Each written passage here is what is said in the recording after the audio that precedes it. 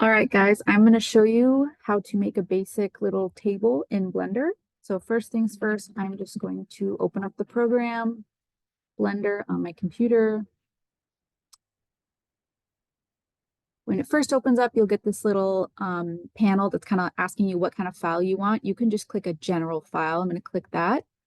And automatically you'll see you're left with this cube, and then you got some weird shape here and something here. Now, if you click down on your mouse's scroll button, you can kind of pivot around. You can also scroll to zoom in and out. Now, if you need to move like around in the workspace, you'll see this little hand. If you click and drag, you can move around. This thing is your camera. So if you want to see what the camera is seeing, you can click this little camera icon, and that's what your camera is seeing. I'm going to click the camera to get off of that. This is your light source right now. So automatically it makes a light for us. We'll worry about that later. So right off the bat, it gives you a cube. Now, let's say I don't want this cube. X automatically allows us to delete things. So I am in object modes, which means I can select different things in my scene. I'm going to select this cube and hit X and delete it. Because let's say I don't want a cube. I do for this purpose, but it's just important to know that X will allow you to delete things. I could also click on the light, click X, and delete the light if I wanted. That's fine. So now I'm going to add a cube. I'm going to show you how you add one. So I go up here to add, shortcut is A, or usually it is A. I think it's Shift A. It's Shift A. That's what I did wrong. Shift A. And I'm going to go add mesh cube. And automatically it adds a cube or adds that new mesh we wanted, which mesh is what it refers to when it's talking about shapes, right to the origin. That's what this little compass thing is. That's the origin of our workspace.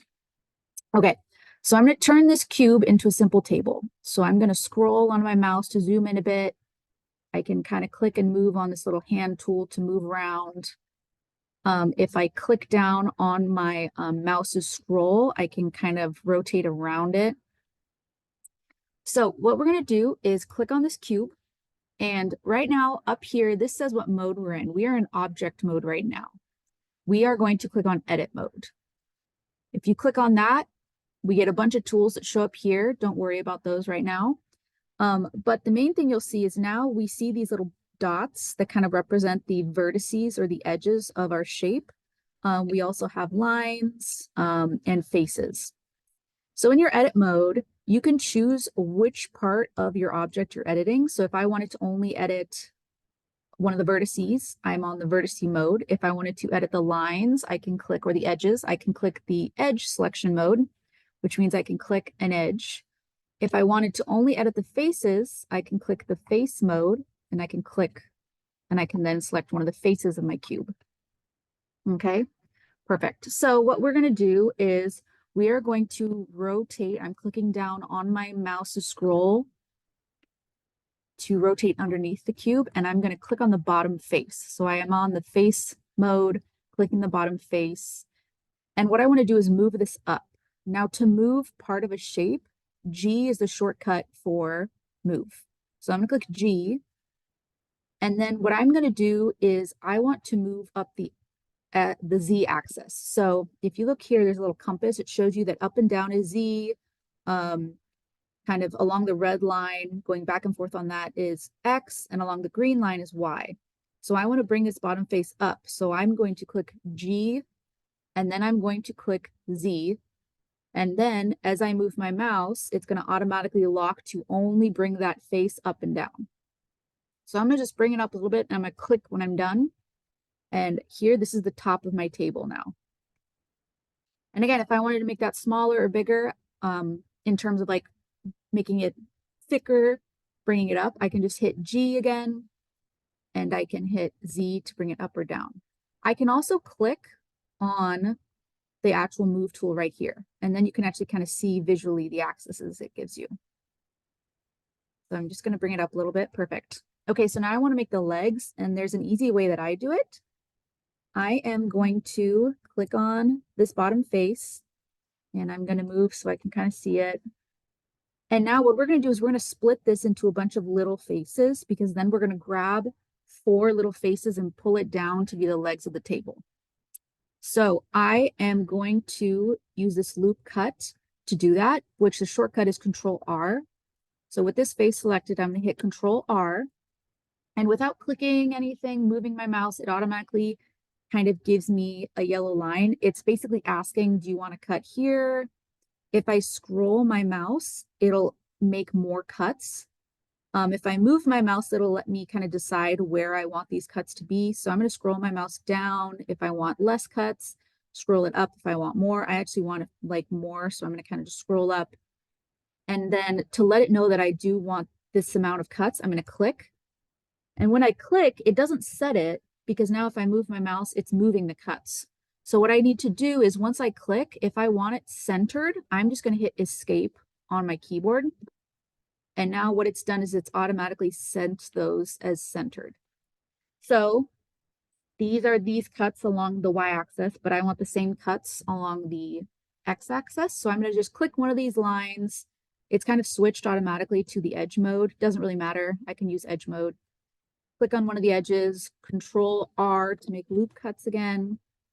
And see here, it's automatically asking, okay, do you want a loop cut here? I do, but I want more. So I'm going to scroll my little mouse toggle to make more. I'm going to click, but as I click, they want to move. So after I click, I'm just hitting escape and that'll set them. So now it's made all these different cuts and these mean different faces that we can mess with. So next thing I'm going to do is I'm going to pull from these faces and make the little table legs. So I'm going to click the face selection mode and I'm going to click here. This face, I'm going to hold down Shift and click the kind of face on the other side, hold down Shift, click the other face, click this face. So these are where I want my legs to come from.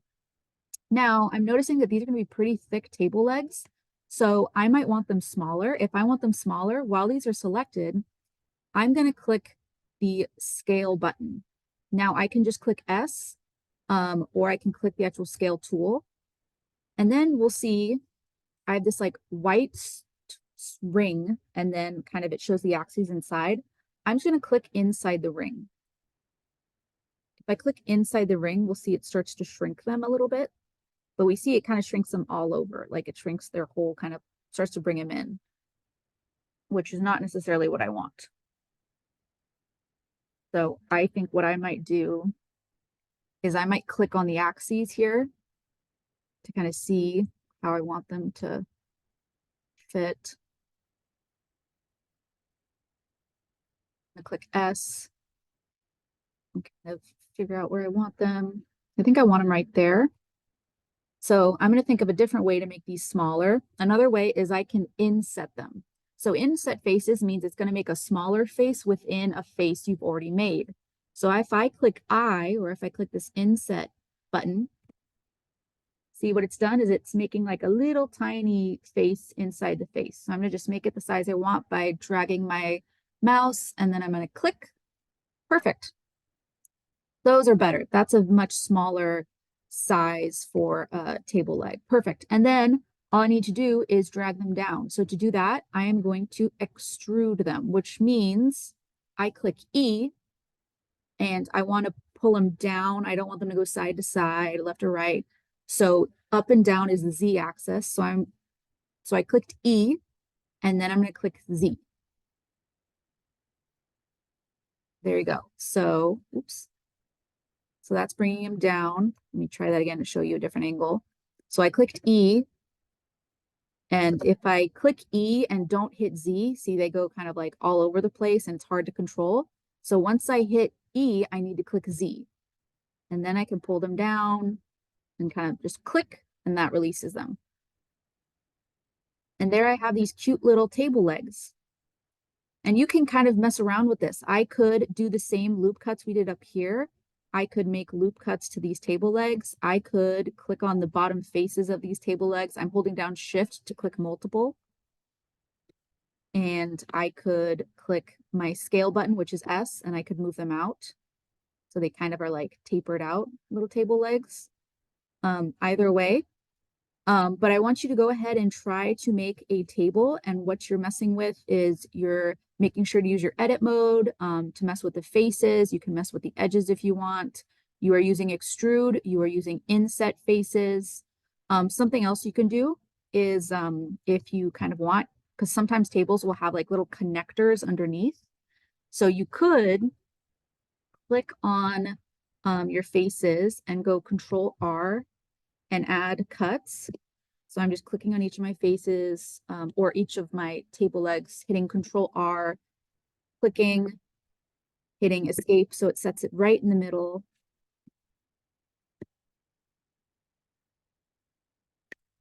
Oops. Escape, perfect.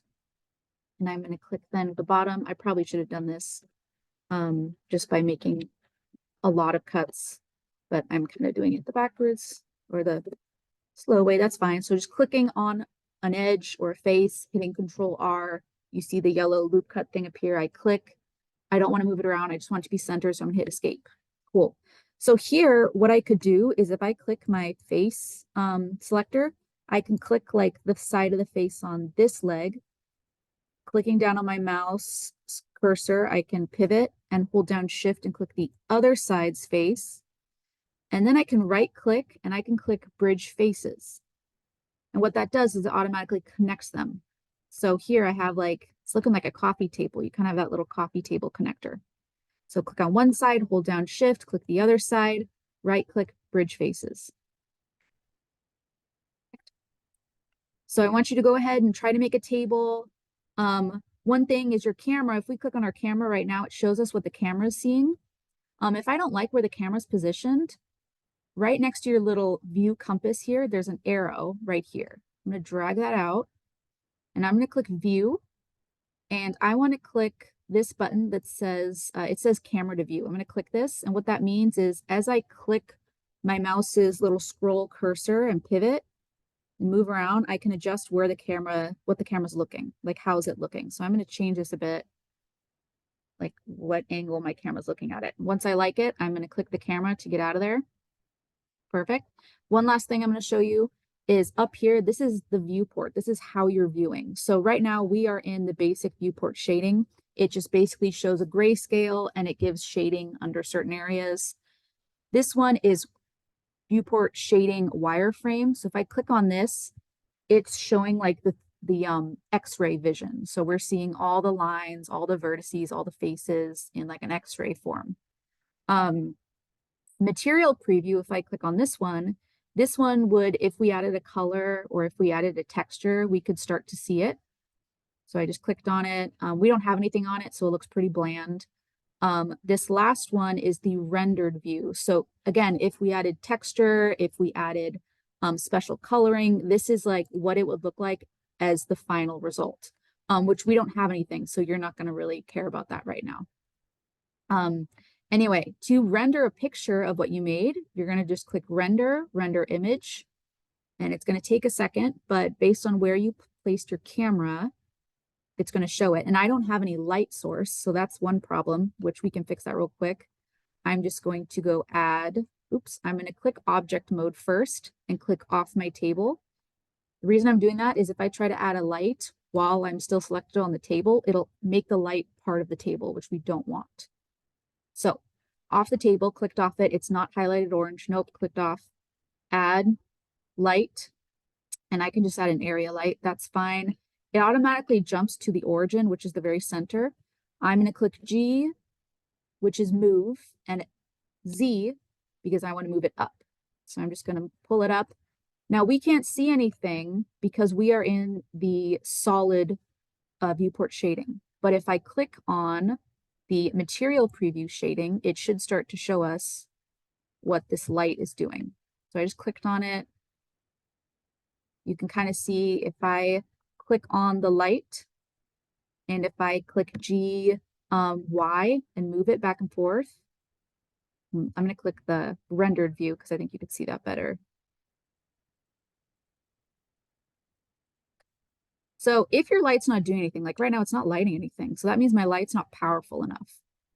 So I'm going to get rid of this guy so it's out of my way. So I'm clicking on my light and I am going to go to my panel here where I see this little data panel. I'm going to click on that. Yeah, look at this. This is only 10 W, or I assume that's watts. I'm going to make this like 100 and see if that makes a difference. There you go. See, now we're starting to see it actually affect the table.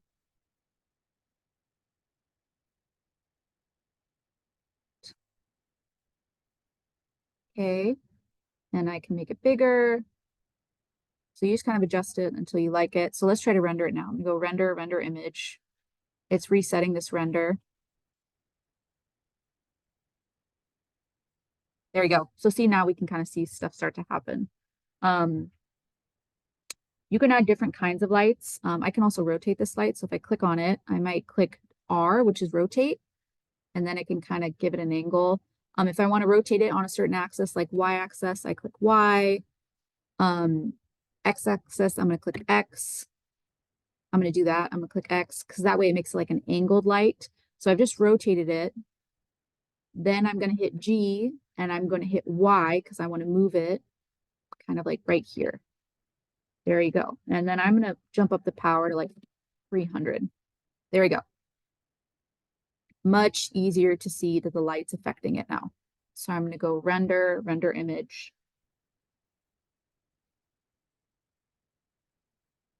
There we go. Yep, there we go. We can see, we're start to seeing the shadows.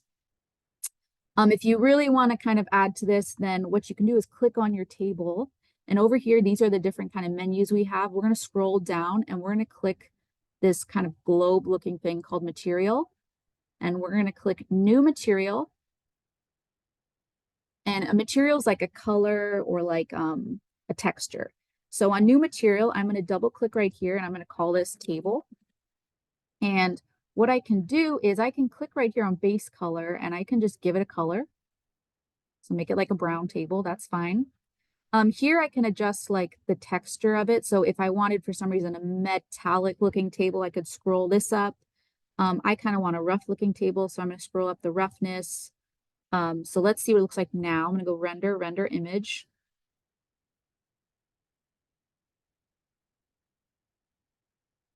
Oh, my little brown table.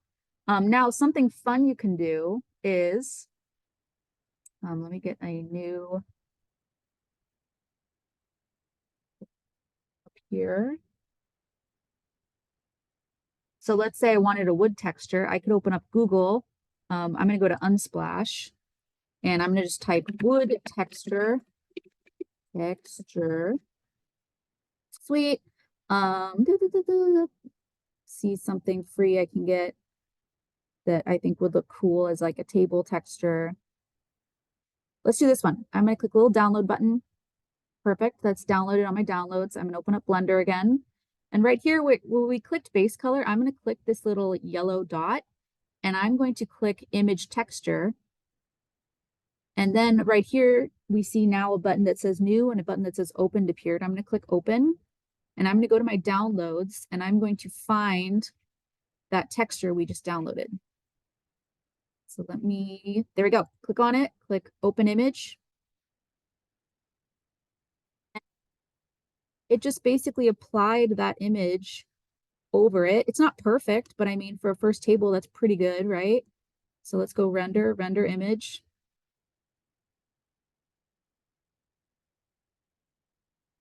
Awesome. That looks pretty good. Now, if I want to save this image, I can just go image, save as, save it to my desktop, and I can just call it little, you know, like wooden table and click save as image. All right, so that is easy, kind of simple, beginner's way to make a cute little table in Blender.